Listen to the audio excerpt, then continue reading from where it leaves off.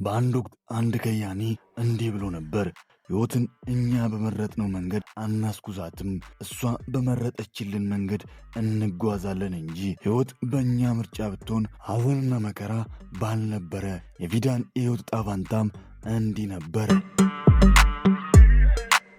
ቆንጆ ነች፣ ከቁንጅናም የላቀ ነገር ያላት፣ በዛ በአንጸባራቂ አይኗ ሺህ የምጥል፣ በጥርሶቿ አዘንተኛን የምታጽናና፣ ቁንጅናዋ ቱርክ ውስጥ አሉ የተባሉ ዘፋኞችና ገጣሚዎች የተቃኙላት።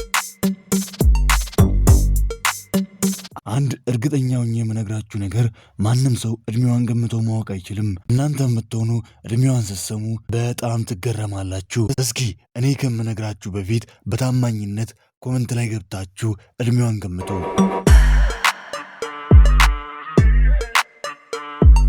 አንድም ቀን በሕይወቷ ተዋናይኗለሁ ብላ አስባ አታውቅም።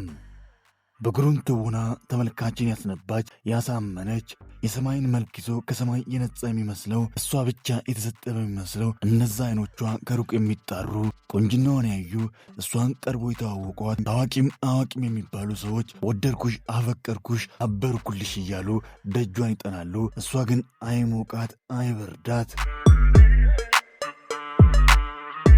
ቱርክ ውስጥ ብዙዎች ከሚቆጩባቸው አንደርሬትድ ከሚባሉ ተዋናዮች መካከል እሷ አንዷ ነች። ከእሷ ጋር የሚጣላ ሰው ያለ አይመስለኝም። ምክንያቱም ውሎና አዳሯ ከጂም ነው። የማሰራው የስፖርት አይነት የለም። ሰውነቷን ለጉር ታዘዋለች፣ ታጎለብተዋለች። ሌላም ድብቅ መክሊትም አላት። የእህል ውሃ ተወዳጅ ድራማ አንጸባራቂዋ ተወዳጇ የድራማው ንግሥት ፊዳን ወይም ሐዛን።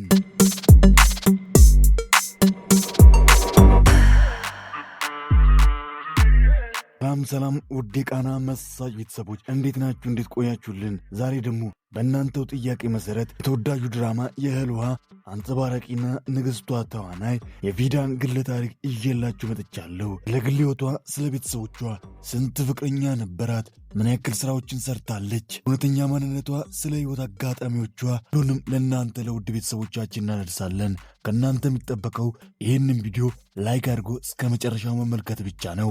ለቻናላችን አዲስ ሆናችሁ ሰብስክራይብ በማድረግ የቃና መሳጅ ቤተሰብ በመሆን አዳዲስ ምርጥ ቪዲዮዎች ወደ እናንተ ጋር እንዲደርስ ማድረግ ይችላሉ። በቀጣይ የማን ግለ ታሪክ ሰራ የፈለጋችሁትን የወደዳችሁትን የተዋናይ ስም በአስተያየት መስጫ ሳጥን ላይ ያስቀምጡ።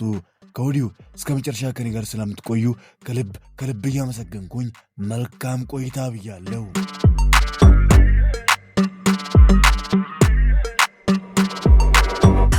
ቱርክ ፊልም ኢንዱስትሪ ምርጥና እንቁ የተባሉ ተዋናዮችን ማፍራት የማይሰለቻት በማጸኗ ለምለማዋ በኢስታንቡል በፈረንጆቹ አቆጣጠር በ1989 ነሐሴ 6 ተወለደች።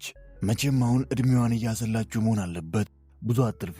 በቅርቡ ነበር የ37ኛ ዓመቷን ልደቷን ያከበረችው።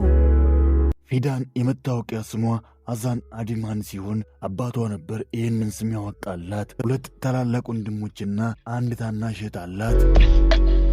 ፊዳን ወይም ሐዛን ልጅነቷን እንደ ልጅ እየወረቀችና እየተጫወተች አልነበረም ያሳለፈችው። እናትና አባቷ በትምህርት የሚያምኑ፣ ከሁሉም በላይ ደግሞ የእሷ ታላላቆቿ ወንድሞቿ ትምህርታቸው ጎበዝ፣ ቤተሰቦቻቸውን ያኮሩ፣ በወንድሞቿ ጥላ ውስጥ ወርጋ ከፈቀደላት ጊዜ ውጪ ጨዋታና ሳቅን ሳታይ ጊዜዋ ዕድሜዋ ሙሉ ትምህርትና ትምህርት ላይ ብቻ ነበር። የወንድሞቿ ተጽዕኖ እንዲሁ በስም ብቻ ይቀር አልነበረም። እያንዳንዱ ዓመት በተማረችበት ክፍል ከክፍል ተማሪዎች ሁሉ አንደኛ ተብላ የምትሸለም ጎበዝ ተማሪ ነበረች። ማሰብ ማሰላሰል አብዝታ የምትወድ፣ ለማትስና ለፊዚክስ ትምህርት ደግሞ ልዩ ፍቅር የነበራት ጎበዝ ተመራማሪ፣ ፊዚሻን ሆናለሁ ብላ ሕልሟን የነገበች ተማሪም ጭምር ነበረች። መጀመሪያና ሁለተኛ ደረጃ ትምህርቷን በሚገባ በጥሩ ውጤት ካጠናቀቀች በኋላ በዛው በኢስታንቡል በጎበዝ ተማሪዎች ብቻ በተፈቀረው የሜርሜር ዩኒቨርሲቲ ፊዚክስን አጥንታ በማዕረግ ተመረቀች። ይህንን አስገራሚ ጭንቅላቷን ያየው ዩኒቨርሲቲ ወደ ሌላ ቦታ እንድትሄድ በፍጹም አልፈቀደላትም። እዛው በግቢ ውስጥ እንድታስተምር ቀጠራት።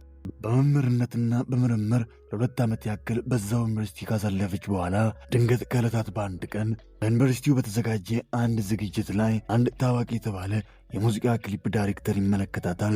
አይቷትም ዝም ብሎ አላለፈም። አይኖቿን ቀለም፣ መልኳን፣ ቁመናዋን አይቶ ወደማታውቀው ወደ ሙዚቃ ዓለም ልውሰድሽ አላት። ቀልድ ነበር የመሰላት፣ ችላ ብላ አለፈችው። ያ ሰውዬ ግን ደጋግሞ በጓደኞቿና በወዳጆቿ አልፎም በእናትና በአባቷ አስጠይቃት እሷም እሺ እንዳላችሁ ብላ የመጣላትን የሥራ ዕድል ተቀበለች። በአንድ የሙዚቃ ክሊፕ ላይ በሞዴሊንግ ሰራች። ሙዚቃው ለተመልካች ከደረሰ በኋላ ሙዚቃው በላይ የእሷ ጉዳይ አነጋጋሪ ሆነ። በዚሁ በሙዚቃ ክሊፑ ምክንያት ለአንድ የቴሌቪዥን ተከታታይ ድራማ ታጨች። 2013 ላይ የመጀመሪያ ስራዋን ኮስት ኦፍ ሎቭ የተሰኘ ቴሌቪዥን ተከታታይ ድራማ ላይ በአጃቢ ተዋናይነት ሰራች። በዚሁ ዓመት 2013 ማገባደጃ ላይ ቢር ዮሴፍ ማሲሊ የተሰኘ ተወዳጅ የነበረ የቴሌቪዥን ተከታታይ ድራማ ላይ እንዲሁ በአጃቢነት ሰራች።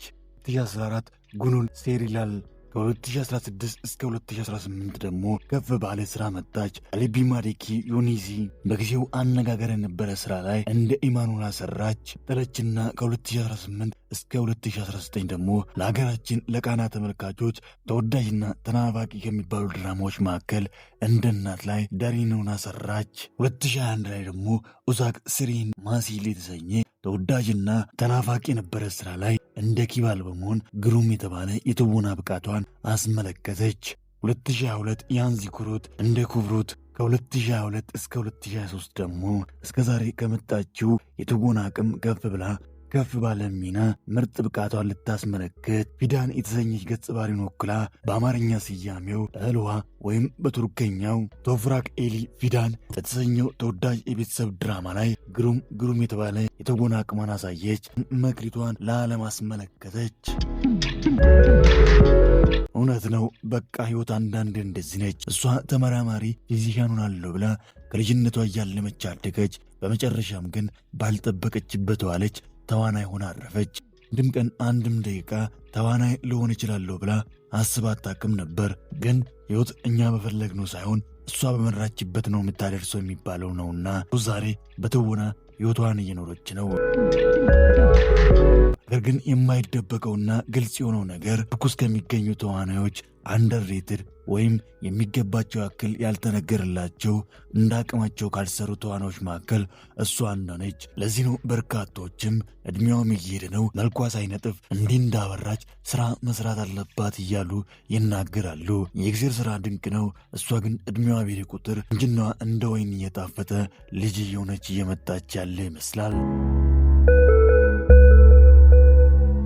ስለ ግል ሕይወቷ በግልጽ በይፋ የሚታወቅ ምንም ነገር የለም። የፍቅር ሕይወቷም 2022 ላይ አላል ከተባለ አብሯት ከሠራ አንድ ታዋቂ ተዋናይ ጋር በፊልም ቀረጻ ወቅት ተዋውቀው ትውውቅነታቸውን አድርጎ ለትዳር በቅተው 2 ዓመት ከቆዩ በኋላ እንደተለያዩ ይነገራል። ይህም ቢሆን እሷ ያጋራችው እውነት ሳይሆን በሚዲያዎች የሚሰራጭ ወሬ ነው።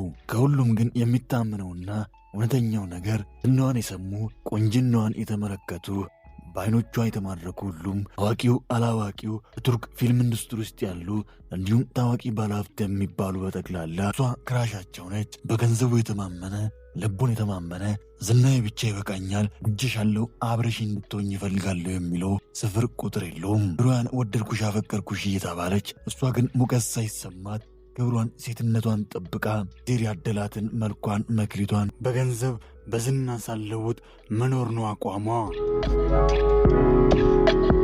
ለዕድሜዋ እንዳትሆን ሰዎች ገምቶ እንዳያውቋት ካረጋት አንደኛው ነገር ስፖርት ነው። አንዳንዶች እንዲሁም ፕሮፌሽናል የሰውነት ማጎልበቻ አሰልጣኝም ትመስላቸዋለች። እሷ ጤናዋን ጠብቃለች፣ ቁመናዋን ቁንጅናዋን ትንከባከብበታለች። ይህ በስፖርት ያማረውና የተዋበው ቁመናዋ 54 ኪሎ ሲመዝን 1 ሜትር ከ67 ሴንቲሜትር ይረዝማል። ሌላው ድብቅ መክሊት የሚባለው ፒያኖ አጫወቷ ነው። ፒያኖ ስትጫወት ማን እንደሷ የሚያስብል ጎበዝ ፒያኖ ተጫዋች ነች። ውድ የቃና መሳጭ ቤተሰቦች ፊዳን እንዴት አገኛችሁ? ፊዳን የምትወዱ በስራዋ የምታደንቁ ላይክ እያደረጋችሁ ፍቅራችሁን ግለጹ። በቀጣይ የማን ግለ ታሪክ ሲሰራ የወደዳችሁትን የፈለጋችሁትን የተዋናይ ስም በአስተያየት መስጫ ሳጥን ላይ ያስቀምጡ። እኛም በቆንጆ አቀራረብ መልሰን ወደ እናንተ እናደርሳለን። ለቻናላችን አዲስ ሆናችሁ ሰብስክራይብ በማድረግ የቃና መሳጭ ቤተሰብ በመሆን አዳዲስ ምርጥ ቪዲዮዎች ወደ እናንተ ጋር እንዲደርስ ማድረግ ይችላሉ። ሁላችሁም ደግሞ ቪዲዮዎቻችንን ላይክ ማድረግ በፍጹም እንዳይዘነጋ። ላይክ ባረጋችሁ ቁጥር የምንለቃቸው ቪዲዮዎች በጠቅላላ ቀደም ብለው ወደ እናንተ ጋር ይደርሳሉ። ስለ ሁሉም እስከ መጨረሻ ከኔ ጋር ስለቆያችሁ ከልብ እያመሰገንኩኝ በቀጣይ በቆንጆ ስራ በቆንጆ ቪዲዮ እስክንገናኝ ክፉ አይንካዎት፣ ደግ አይለፎት። አገሬ ኢትዮጵያ ሰላም